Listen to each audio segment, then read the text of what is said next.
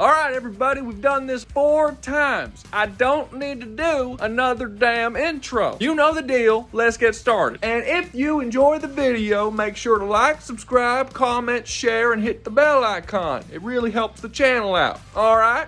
Alright. So first up is the nice Christian girl you'd want to bring home to meet your parents. Avengelyne, or Avengelyne, I've heard it pronounced both ways, is a fallen angel who is cast down out of heaven just like Satan before her after she's manipulated into questioning God's greatness. Now, one unique selling point about this character is that it actually shows Christians in a pretty respectful light. I'm not going to go as far as to say that this is a Christian comic, because obviously it's not. I mean, just look at this woman. But modern stories, especially those that come out of places like Hollywood and really Los Angeles as a whole, including comics, really like to paint the Christian God as kind of a dick, and most of the times actually portray the devil as the good guy. Now, this happens for a whole slew of reasons, but the main one being that the devil is a force of chaos, whereas God is a force of order. And in places like Los Angeles, things like chaos and freedom are held as far higher and more important than that of order, duty, and responsibility. Having said that, Avengelyne doesn't actually have this issue. In a modern comic, Avengelyne being cast out of heaven just for questioning God would be viewed as kind of a dick move by God himself. The story would very likely follow Avengelyne as she learns that she was actually correct in questioning God. And she may even decide to go to war with God, which is what a lot of these types of characters do. But that's not the route the story of Avengelyne takes. She is very clearly as painted in the wrong for questioning God's will. And her story of losing her powers and being cast down to earth is about her trying to become worthy of God's love yet again. God in this story is viewed as the ultimate good, the loving yet stern father who does harshly punish Avengelyne, but for the sole purpose of saving her and making her a better person in the long run. The arc that Avengelyne has to go through once she is cast down to earth is choose whether or not to side with Satan against God and continue down the path she started off on, or learning from her mistakes and returning to God's side as his servant once more. And by the end of the story, that's exactly what happens. She does eventually reclaim her spot as God's right hand. And that's where the story ends. And this is kind of an interesting part of it. Avengelyne actually has a beginning, middle, and end. As far as the first iteration of the character goes, it is a fully complete story. You don't have to worry about a bunch of reboots and retcons and all this bullshit. It is completely written to its full conclusion and is better off for it. Now, after her original story concludes, there are a bunch of reboots as the character gets passed around to a bunch of different comic companies, like some kind of cheap, dirty whore, which eventually leads to her being owned by Image Comics. The story there is pretty similar with some very significant differences, and which one you like more is going to be up to you personally, but that one is more like the Marvel DC type of stuff where there's no ending in sight. It just kind of keeps going, and there's crossovers and reboots and all that shit. So that's going to be up to you to look at all the different iterations and find the one that you like the most. But just know that you do have options here. If you want the full complete story beginning, middle, and end and be done with it, you have that. Or if you want the continuous sort of Marvel DC way of doing things, you have that as well with the Image version. Alright, so next up we have Arwyn, who will probably be unfairly compared to Green Arrow. Because, well, fucking look at her. She looks like a gender-bent Green Arrow. But that would be a mistake, as would be assuming that this is just a regular, everyday fantasy series, which it does look like on the surface. So if I were to describe Arwyn's story to you, it sounds very generic on a surface level. It's a fantasy series where Arwyn's family is slaughtered by some great evil overlord type character, this dark wizard who wants to take over the lands and encroach the world with his never-ending darkness. Very basic shit. But the thing that makes this story stand out are the details, not necessarily the overarching plot. In fact, at the beginning of the series, Arwyn doesn't even have a family. The comic actually goes in great detail, her meeting her husband, falling in love, having a child, raising that child together with her husband. This is not a case of the main hero's spouse getting fridged to spur her into action and getting that plot kicking off. This buildup is incredibly important because unlike most stories, it actually gets you to care about the people who are being killed. When Arwyn feels those emotions in the story about her family being killed, you are also feeling those emotions as a reader along with her because you grew with these characters. When Arwyn sheds tears, those tears feel a lot more real than they otherwise would in most other comic stories. And the comic knows how to play up the idea that Arwyn is not just trying to get revenge for generic love interest. She's actually behaving appropriately for a mother who lost her child. Most of the time, it is really, really well done. I feel like a lot of times in comics when you have these sort of revenge stories, you could essentially replace the thing that the character lost with anything. It doesn't matter if it's a wife, a girlfriend, a son. In John Wick, they literally use a fucking dog. Like, it really doesn't matter what the person lost. That loss is really just used as an excuse for us to see cool action scenes. But that is not the case for Arwyn. This comic never lets you forget for 1 second that this woman lost her child. And due to this, she doesn't always act entirely appropriately. Look, I've never personally lost a child, but the comic is written in a way that makes it believable that you would believe this is how a person who did lose a child very tragically would behave. So yes, while the story is for the most part a generic fantasy series about some warrior woman that needs to go after this great evil, this motherly aspect of Arwyn, not only of her of losing a child, but just the way she interacts with everyone as a whole, she is a mother through and through, really makes it stand out from other similar fantasy series. Alright, third on the list is Aphrodite IX. That's right, everybody, another Top Cow character. So Aphrodite IX is an android assassin who, after every assassination, gets her memories completely wiped, so that she never really knows why or who she's killing. But eventually, like all androids in fiction do, she starts to learn, she starts to dream, she starts to want more things than just killing people. And as she begins to dream, which androids aren't supposed to do, she starts to see all the times she had killed people in the past and all the memories that she lost from being erased. This leads to a story where she starts feeling guilt, something that androids are also not supposed to do, and decides to rise up against her creatives and the people who forced her to kill all these different people. She eventually discovers that the people who were sending her out were this matriarchal society that were basically doing all these assassinations so that they can guide society and the government in whatever direction they want it to go. The story is clearly inspired by things like Blade Runner, a little bit of Dune is in there, and there's even a bit of Equilibrium in there. One of the cool things about it is that Aphrodite IX actually does complete her mission, and she gets all the way to the end in this matriarchal society and has a chance to take them out. Once she finally gets to the bottom of this conspiracy and finds the answers she was looking for, answers of which I have no intention of spoiling here, she actually makes an interesting decision and decides not to kill the main bad guy of the story that she spent the entire plot trying to kill. She just kind of turns around and walks away and lets things fall wherever they lie. It's actually a really interesting ending for a story like this. And where they take the story after that is just as interesting. The timeline jumps in the future several hundred years, and Aphrodite IX is in this like cryo chamber frozen. She accidentally gets awoken into this new future where everything kind of fucking sucks, and she now has to deal with this new world that was only possible because of the decision that she made at the end of the last arc. From this point on, the entire tone of the story completely changes. Arguably less interesting, it's basically just like a giant over-the-top robot fighting action series, but I would be lying if I didn't say that the concept for this second series was really interesting. I will say the one thing that I don't like about it is that when she comes back in this second series, her memory is erased again, so she's not even aware that this future is entirely her fault for the vast majority of the story, which I personally think is a massive missed opportunity. Like, the whole reason why this story is interesting is because she caused this to happen. By her not even knowing it, what's even the fucking point? But overall, both the first and second series are pretty entertaining reads. The first being considerably better than the second one, but the second one is certainly not bad. I just don't know what the fuck they were thinking by erasing her memory. But hey, if it sounds cool, check it out. So, closing out part 5 of this video series, we have Madame Mirage. And I'm not gonna lie, I had never heard of this character before reading the request to do it for this video. But after looking into her, she does seem pretty cool. So, sisters Angela and Harper start their own technology company where they make this massive breakthrough in hologram technology. This massive corporation called ASI get very interested in the technology that they created and decide to show up and basically ask if they can buy their company. After being told that neither sister is interested, ASI decides to do the reasonable thing and murder both of them. Well, at least they thought they did. Fucking dumb shits didn't think that two genius sisters with hologram technology wouldn't use holograms to trick them into thinking they were dead. Well, not they. Angela died. Harper didn't know. And Harper swore revenge on ASI for what she did to her sister as well as her company. So Harper decides to fake her death and go into hiding, where she learns all kinds of skills from firearms training to hand-to-hand combat to psychological manipulation and all sorts of other handy little skills, all in an attempt to prepare herself to come back and take on ASI and get revenge for her sister. And that's exactly what she does when she returns as Madame Mirage. Now, the thing that makes this story interesting is it's not your run-of-the-mill superhero story. Madame Mirage is not a superpowered character, and the villain of the story is not one person, it's a corporation. While Madame Mirage certainly does fight on occasion, her main strength is her ability to deceive. She uses her hologram technology to create illusions to basically trick people and make them believe whatever it is she needs them to believe for any particular situation. So her war against ASI does not take the form of like some guy going in and gunning down a bunch of people. While she does use guns and enact violence in the classic sense of the word, it's really not an action series in that way. The story is really more about an incredibly intelligent and manipulative woman who comes in and enacts essentially corporate sabotage. This makes it a very unique read when compared to other superhero stories. Like, Madame Mirage is more likely to disguise herself to go to a party where she manipulates an investor to pull his funding for a particular project that ASI is doing than she is to like walk into a room and shoot a guy. It's a pretty cool concept for a comic like this. And also, you know, if that's not enough, that's what she looks like. That's a classy dame right there. Well, that's gonna be all from me. Hope you enjoyed the video. Just like always, if there's a particular character you want me to talk about in this series, comment below. And always remember, y'all stay safe out there, you hear?